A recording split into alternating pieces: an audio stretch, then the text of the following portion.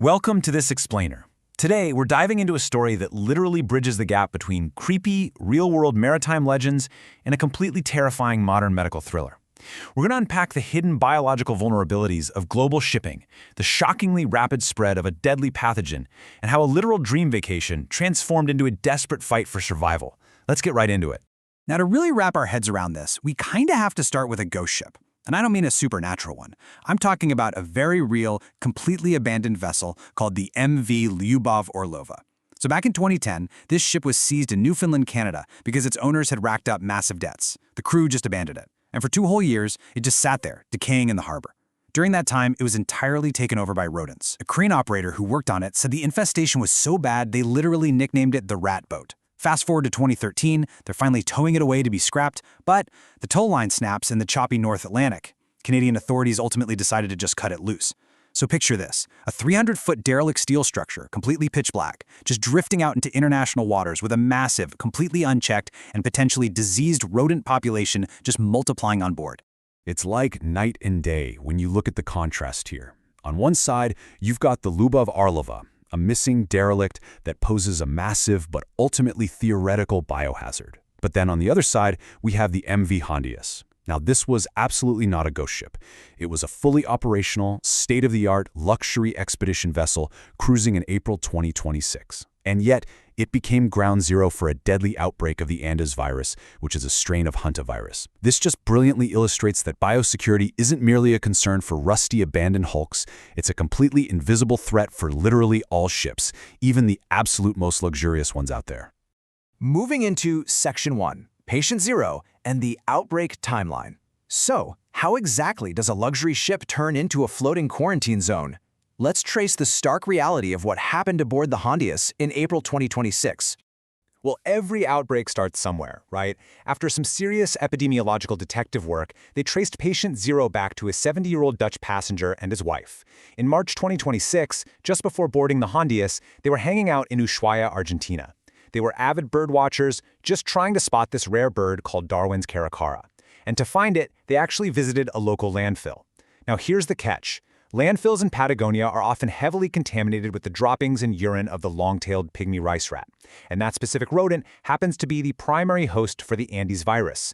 They were exposed, likely breathing in aerosolized particles right there at the landfill, and they simply walked onto the ship completely unaware. And that single, seemingly harmless exposure set off a totally tragic rapid-fire timeline. Because hantavirus has this sneaky incubation period that can last anywhere from 1 to 8 weeks, the couple felt perfectly fine when the Hondius set sail from Argentina on April 1st. But things took a dark turn. By April 11th, the husband tragically passed away at sea.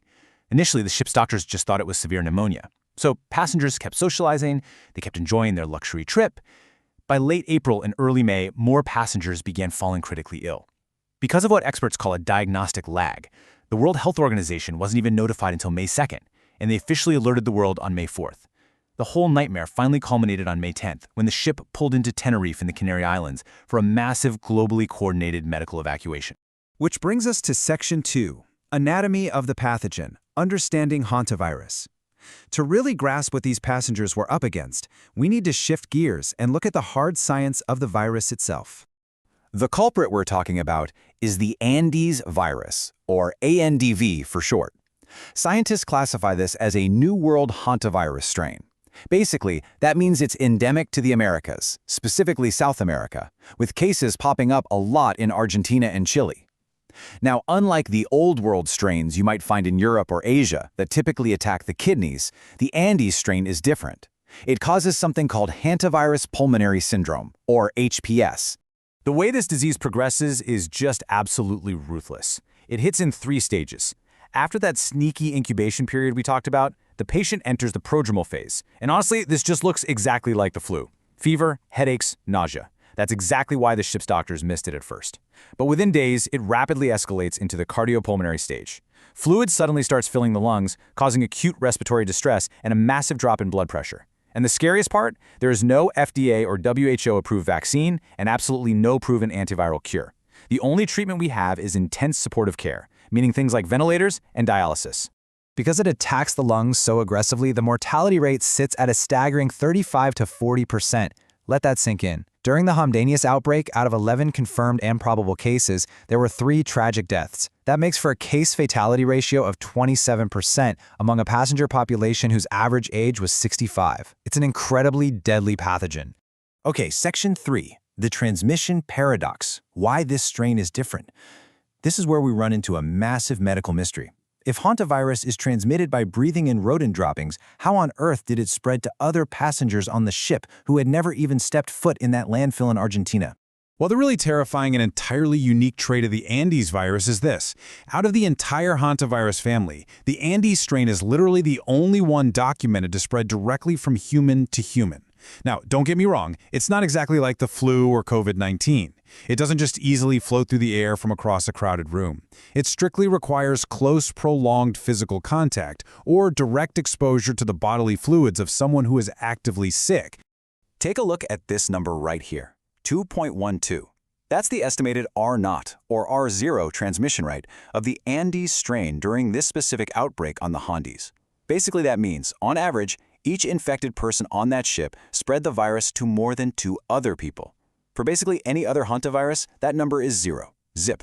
But the close quarters, the shared indoor spaces, and the constant interpersonal interactions you find on a cruise ship, it essentially created the perfect storm for this incredibly rare human-to-human transmission to actually thrive.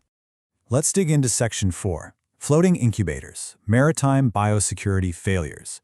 Because the real question is, how does a sparkling clean, modern ship allow this to happen?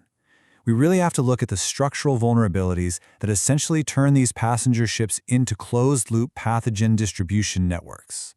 When we break down what's called the maritime risk function, we quickly realize that ships are not hermetically sealed bubbles. They're actually giant, highly complex, and somewhat porous structures. Pests can easily board via mooring lines or hide out in loaded provisions. And once they're aboard, structural voids, like cable runs or those empty spaces between walls, give rodents the perfect place to nest completely undetected. But here's the real kicker: the ventilation. To maintain comfortable temperatures in extreme climates, a ship's HVAC system often recirculates the indoor air. So if a rodent nest happens to be sitting near a ventilation intake, that system can accidentally distribute viral particles straight into passenger cabins all over the ship. And we absolutely can't forget about day-to-day operational protocols. They are equally vital here. Imagine a crew member finding a dusty storage locker. It sounds crazy, but if they just take a normal broom to dry sweep that dust, they could accidentally kick up dried rodent urine right into the air, literally creating a viral infection cloud. This is exactly why standard biosecurity procedures strictly require wet mopping with a 10% bleach solution. You gotta soak the pathogen so it physically cannot become airborne. It just goes to show how simple human errors in an isolated environment can have totally devastating epidemiological consequences. Actually, human behavior might play the biggest role when it comes to reporting illnesses. Researchers call this the sunk cost of itinerary. I mean, think about your own vacations, right? You paid a lot of money. Cruise lines obviously want to avoid the massive financial hits of canceling a whole trip, and as a passenger, no one wants to report a mild fever if it means being locked in a tiny cabin for a week. So what happens? People ignore those early symptoms. They just push right through that flu-like prodromal phase. This perfectly human, totally understandable urge to just enjoy the vacation ends up delaying the medical response, allowing the virus to quietly spread and accumulate throughout the ship's population. All right, moving to Section 5, the real global risk, grounded advice for travelers. Now, I know right now you might be swearing off cruise ships forever, but let's take a collective breath, de-escalate for a sec, and look at the actual global risk. The data actually provides some real reassurance here, so there's definitely no need to panic. The World Health Organization looked at this whole event and officially assessed the global risk as low. Let it be clear, this is not the start of a pandemic. And why is that? Well, the Andes virus has an incredibly short transmission window. Usually it's just a single day early on in the illness. And like we said, it is not airborne across a room like COVID-19 or the flu. You really have to have prolonged, very close contact. So for this outbreak, health officials merely implemented a 42-day self-monitoring period for high-risk contacts only, and the WHO strongly advised against putting any international travel restrictions in place. Plus, the maritime industry is actively learning a ton from this crisis, and the solutions they are coming up with are incredibly promising. Experts are pushing for these zero-vector baseline approaches to make sure this never happens again. We're talking about some pretty sci-fi tech here, like real-time eDNA monitoring. That literally means continuously scanning the air and the surfaces deep in the ship's bowels for rodent DNA before a single person ever gets sick. It also means upgrading ship vents to hospital-grade HEPA filters, integrating UVC light inside the air ducts to actively destroy viral RNA, and even using thermal imaging to spot hidden nests right inside the ship's bulkheads. The future of maritime travel is going to be vastly safer because of this. So, what does this all mean for us? Well, this entire incident is just a profound wake-up call. We build these magnificent, high-tech vessels to take us to the absolute most remote, pristine, and wild corners of the globe.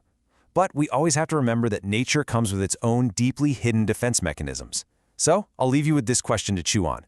As global tourism pushes us further and further into these untouched environments, are our modern vessels truly safe from the silent threats we might accidentally bring back on board with us?